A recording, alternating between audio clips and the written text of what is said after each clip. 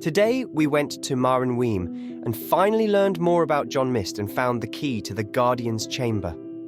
I wonder what he'll tell us when we'll meet him. I was so anxious to spend a day with Jane that I forgot to bring my own broom. Can someone be this idiot?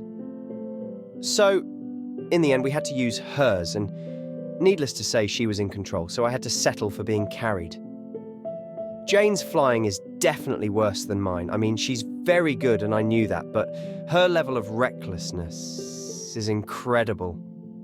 On one hand, I was terrified of falling off the broom, but on the other, I had an excuse to hold her close. So, it wasn't all that bad.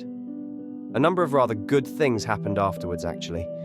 Once we landed, Jane fixed my hair, which took me completely by surprise, and for the first time, I saw her blushing.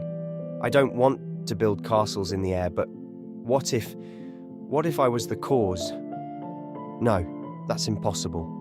Jane doesn't feel anything for me. Not in that way anyway. When we got to Marunweem, we were taken to the underwater castle by a magical bubble that appeared as soon as Jane stepped into the water. The unconscious one wanted to go alone, since at first, the magic worked just on her.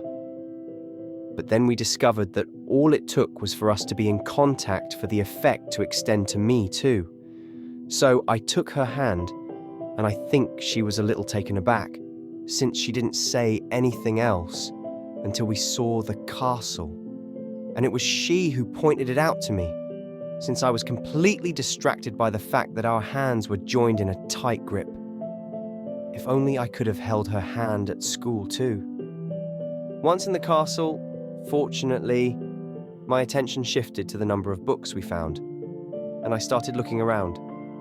Eventually, we managed to talk to the portrait of John Mist, discovering that he was a Slytherin like me, and that the ancient dark magic we are looking for seems to hide many more mysteries than we thought. But no matter, whatever we have to face, we will do it together, side by side. Even if it means that I will have to do everything in my power to suppress my feelings for her.